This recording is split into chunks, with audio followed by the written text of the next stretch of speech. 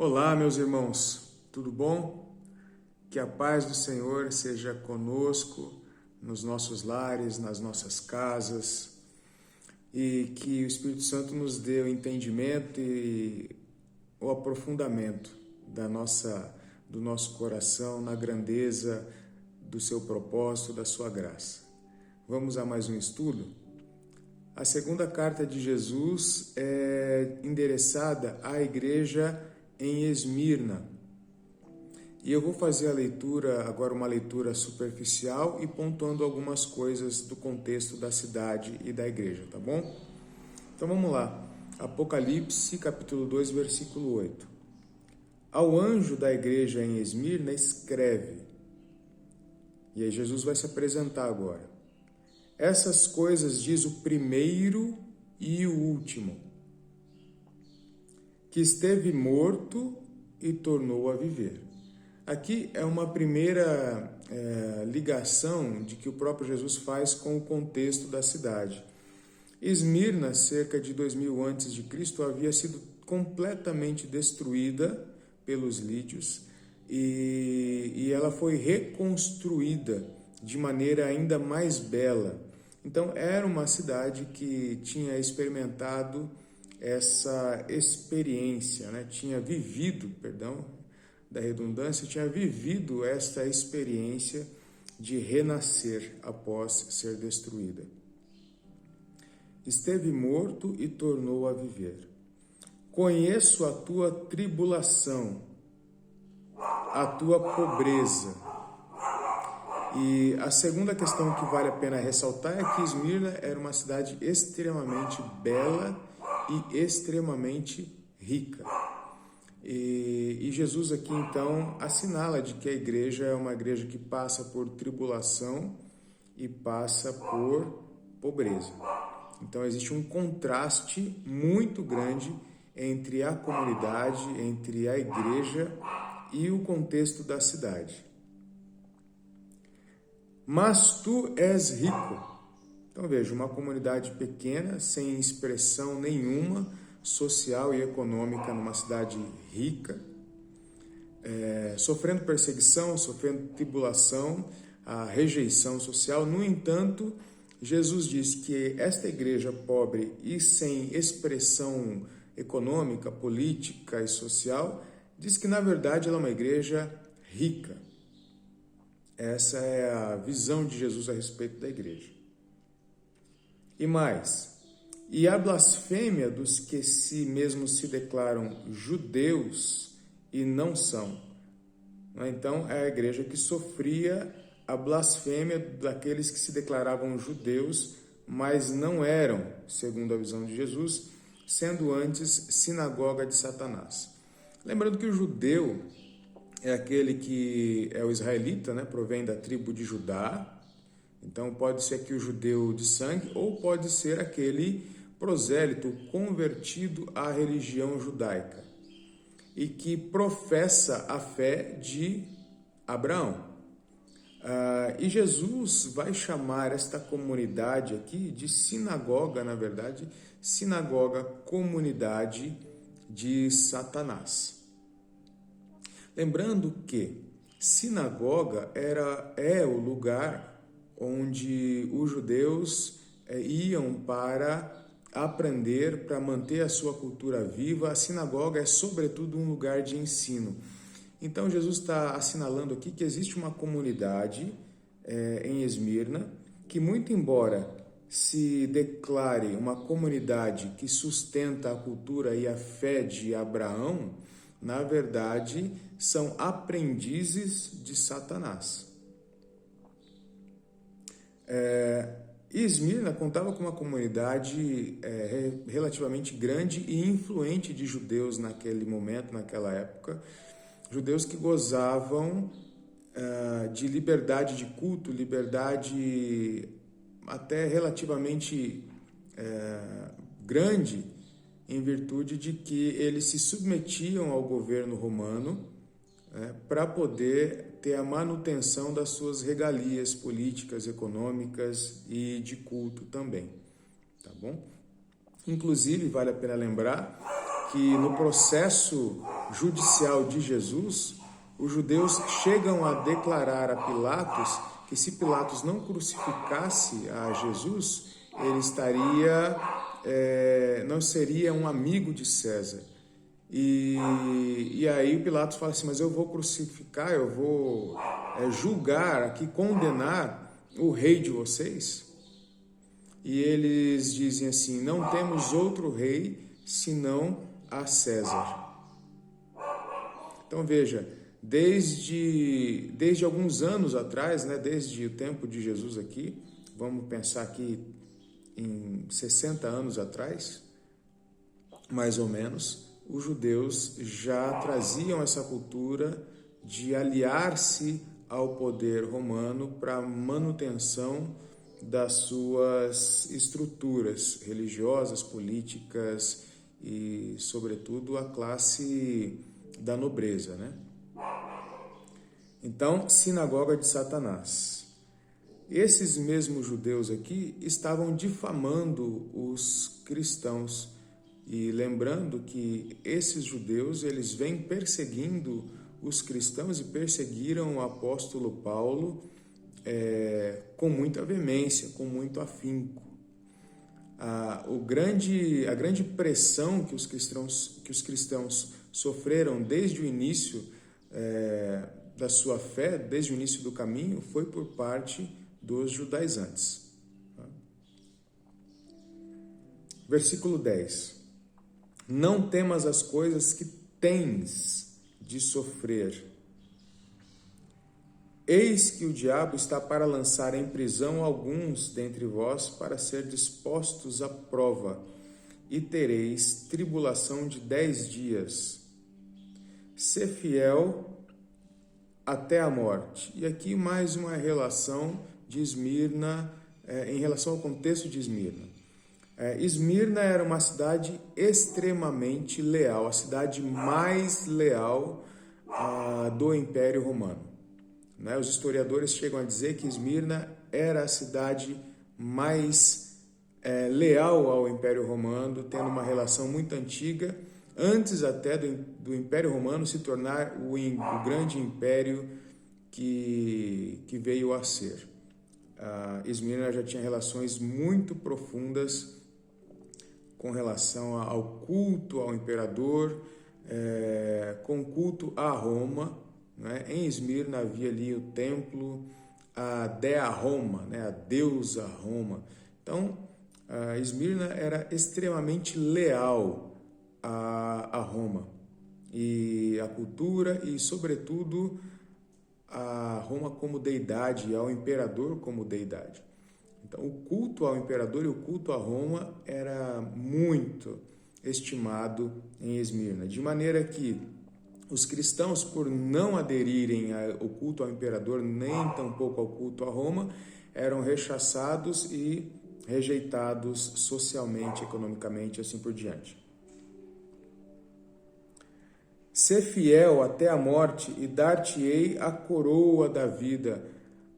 Outro elemento da cultura em Esmirna eram os jogos que aconteciam anualmente, em que os vencedores recebiam uma coroa de louros. Então, veja, Jesus fazendo mais uma referência que estava muito fresca no inconsciente, na mente da cidade e da igreja. Ser fiel até a morte e dar-te-ei a coroa da vida. Quem tem ouvidos, ouça o que o Espírito diz às igrejas. O vencedor, mais uma referência aos jogos, provavelmente, de nenhum modo sofrerá o dano da segunda morte. Posto essas coisas, vamos prosseguir para o entendimento e para as verdades que essa carta contém. Vamos começar então pelo elogio que Jesus faz a esta igreja em Esmirna. Ele diz, versículo 9, conheço a tua tribulação, a tua pobreza, mas és rico.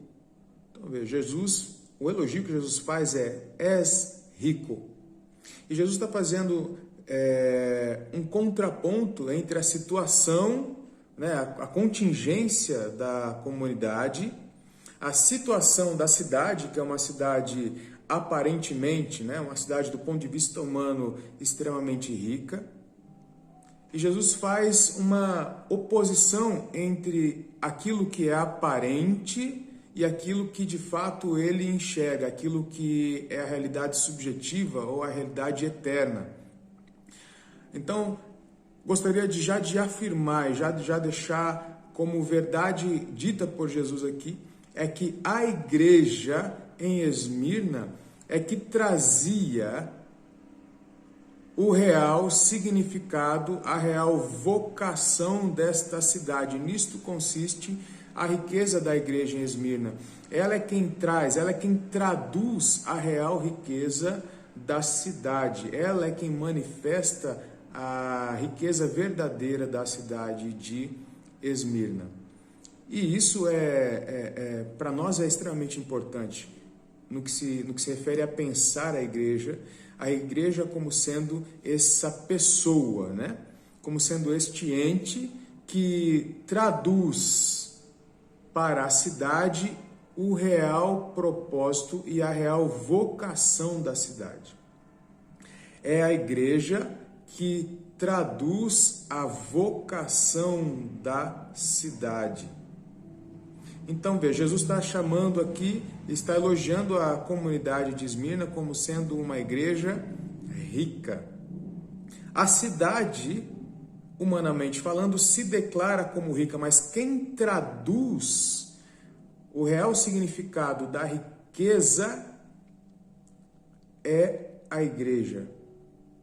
A cidade, muito embora se denomine rica, mas ela está manifestando um conceito equivocado, deturpado com relação ao seu propósito, com relação à sua riqueza.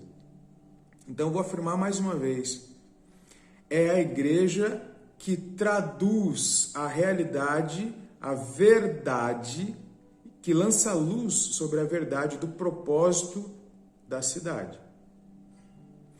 Somos nós, como igreja, que traduzimos, a bateria está acabando aqui, somos nós, como igreja, que traduzimos a real vocação da cidade. Nós estamos na cidade, então, para quê? Para manifestar e para traduzir a vocação do local onde estamos.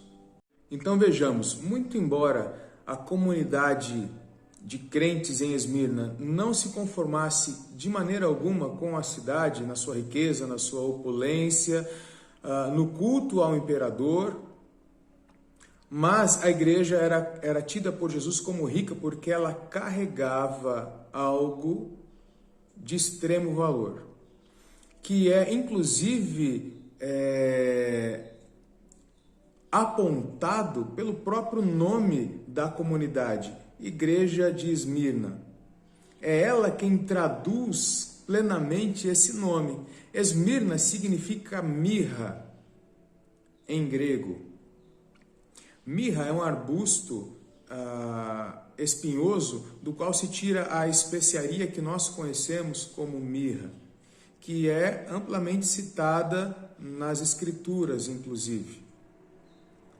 Mirra era usada por suas propriedades curativas.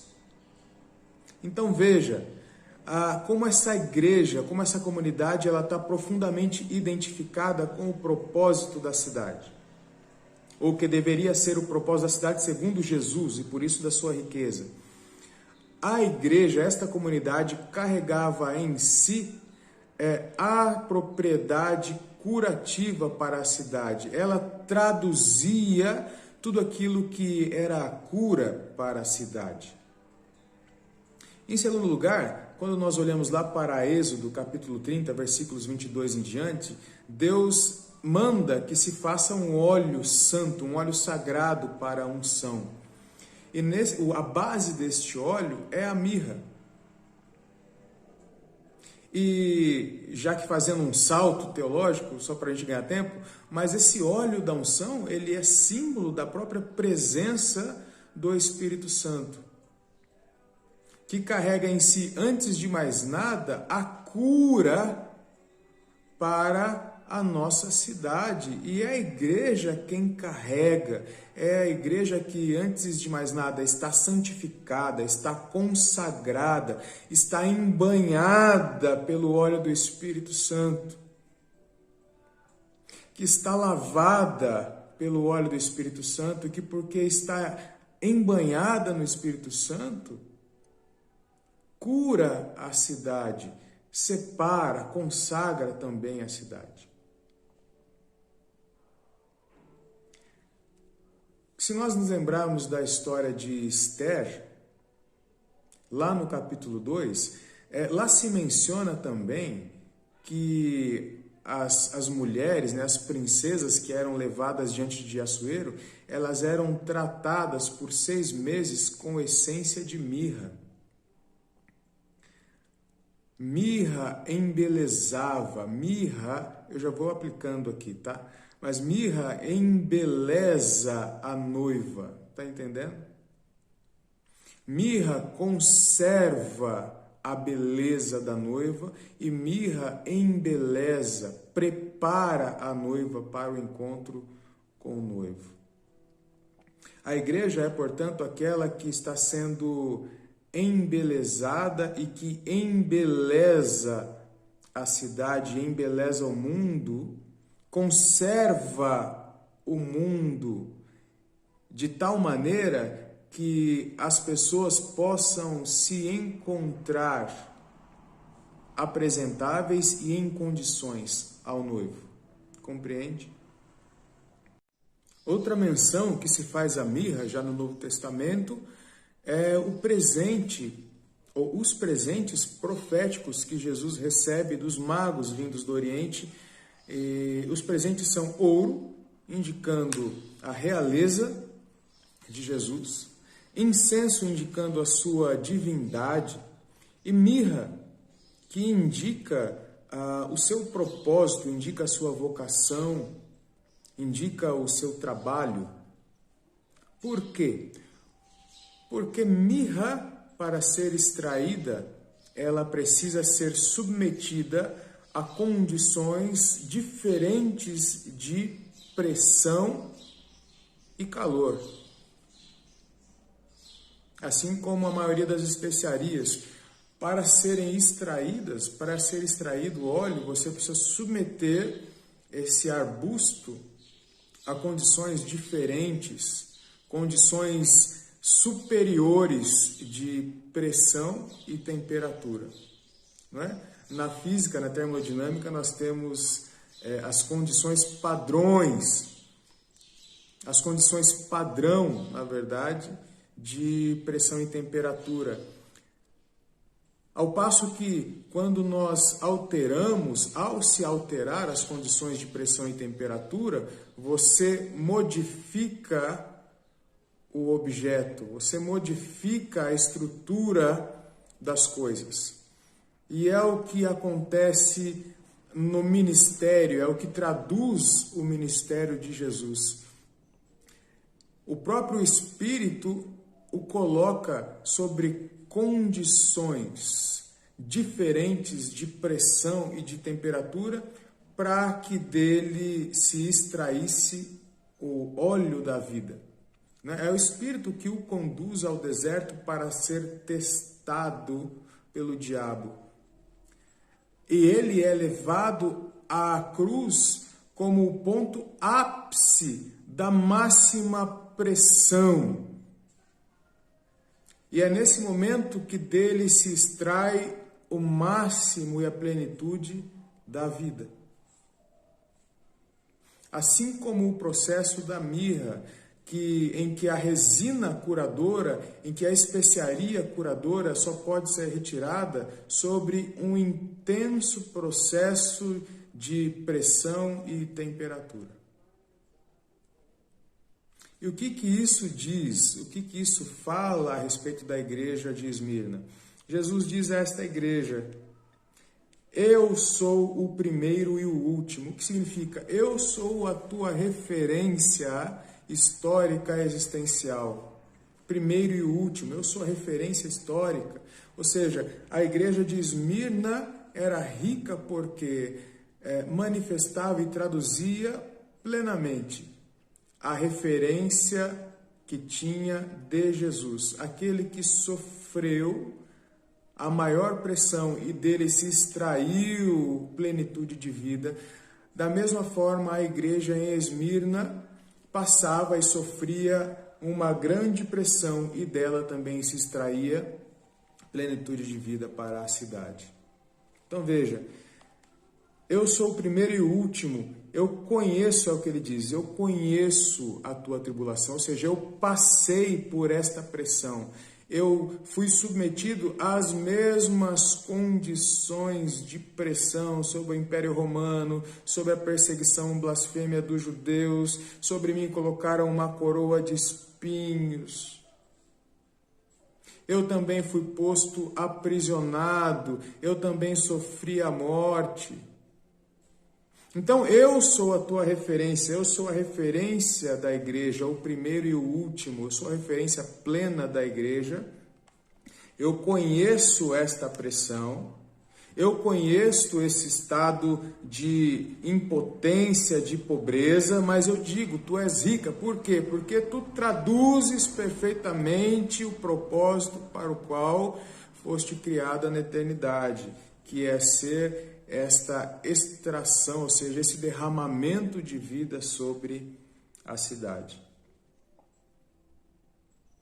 E ele diz, versículo 10, não temas as coisas que tens que sofrer, ou seja, não tem outro jeito para que se extraia a vida da igreja, esse referencial tem que ser seguido em fidelidade.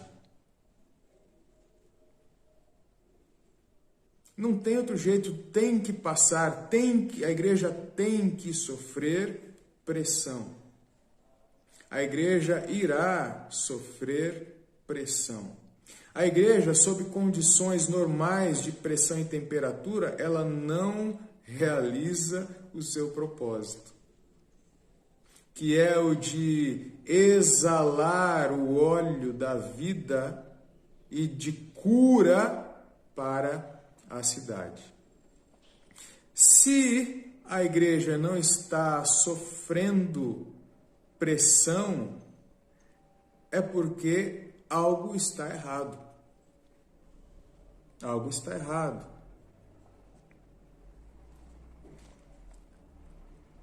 Eis que não temas as coisas que tens de sofrer, que o diabo há de lançar alguns à prisão, para ser de postos à prova. Literalmente aqui, essa palavra prova ou teste, né, tem a ver justamente na sua raiz com pressão. E tereis tribulação, tereis essa pressão controlada. É uma tribulação de 10 dias, ou seja, ela está sob o controle do Senhor da igreja, ela está sob o controle de Jesus. Nem mais nem menos, apenas o suficiente para que da igreja seja extraída a essência da cura para a vida da cidade. Não é um processo aleatório, é um processo dirigido por Jesus.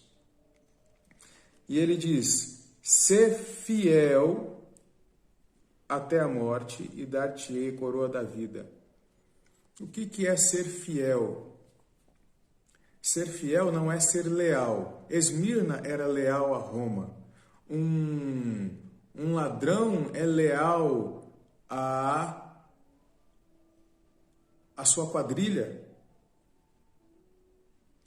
Um amante é leal à sua amante, mas não é fiel. Um ladrão, ele é leal à quadrilha, mas ele não é fiel. Porque o fiel traduz um valor. O leal, ele está com o erro até o final que seja. Mas ele é leal. Mas ele não é fiel porque ele não traduz o valor eterno. A igreja, ela não é leal a nada. A igreja, ela é chamada para ser fiel. ao referencial absoluto, que é Jesus, o primeiro e o último. A igreja, ela é chamada para ser fiel a Jesus e não leal a alguma coisa. Percebe? A igreja, ela é chamada para manter a sua fidelidade, para manter a absoluta manifestação e tradução de quem Jesus é no seu propósito. Porque corre o risco de que, se a igreja não compreender que ela é chamada para ser fiel ao seu propósito, ao seu chamado em Jesus, ela passe a ser leal aos seus próprios objetivos, projetos, planos, necessidades, demandas da cidade. Não tem nada mais triste que uma igreja leal à cidade, mas que não é fiel ao propósito de se dar pela cidade. Por último, Jesus entrega à igreja em Esmirna uma mensagem de profundo encorajamento, no qual ele diz: "Sê fiel até a morte, e dar-te-ei a coroa da vida. E mais ainda, de modo algum aquele que for fiel sofrerá o dano da segunda morte." O que isso significa? Veja, Jesus se apresenta a essa igreja como sendo um referencial absoluto, o primeiro e o último, e sobretudo ele diz: "Eu sou aquele que esteve morto, mas que ressuscitou."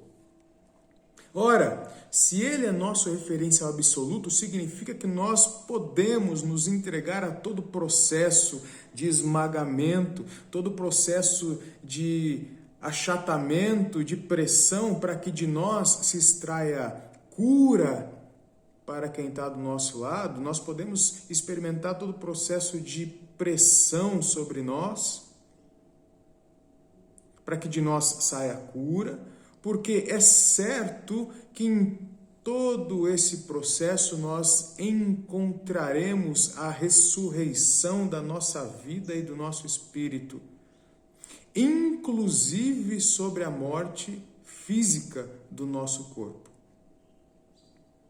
Então nós podemos nos entregar sem medo nenhum para a nossa cruz, para a nossa morte cotidiana, para o achatamento da nossa alma, das nossas expectativas,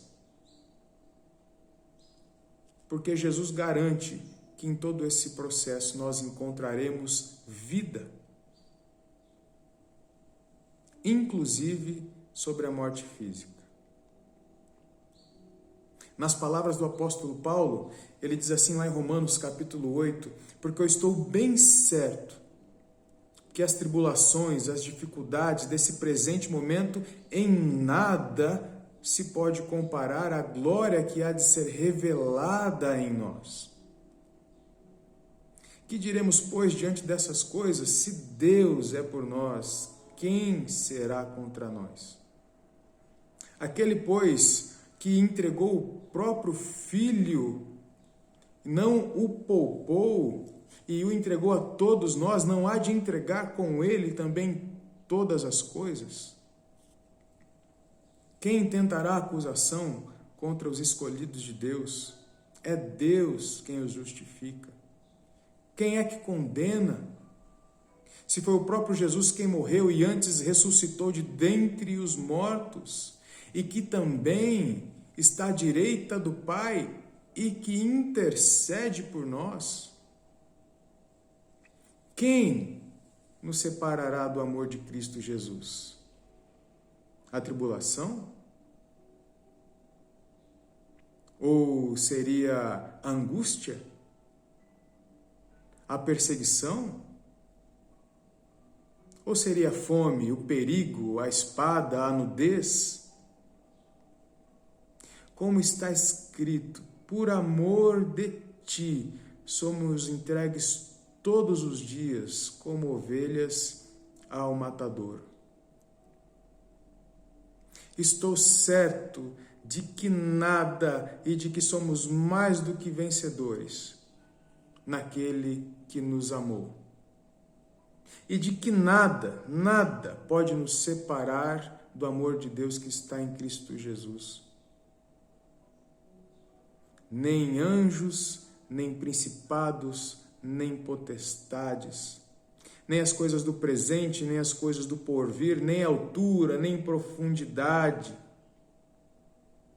nem qualquer outra criatura poderá nos separar do amor de Deus que está em Cristo Jesus. É por isso que a igreja, ela pode se submeter a todos os processos e deve se submeter a todos os processos de alteração de temperatura, de pressão. A coisa pode esquentar, a coisa pode ficar apertada. No entanto, foi para essa hora que nós viemos, para que de nós se extraia vida para quem está do nosso lado e para a cidade. Saiba, a nossa família, a nossa casa é lugar de pressão. Nosso trabalho é lugar de pressão. E nós não oramos para Deus que nos tire do mundo, mas para que de nós flua a vida. Para que de nós flua a seiva que cura. E que em todos os momentos nós encontremos a vida eterna de Deus renovando o nosso ser todos os dias. Em nome de Jesus. Amém.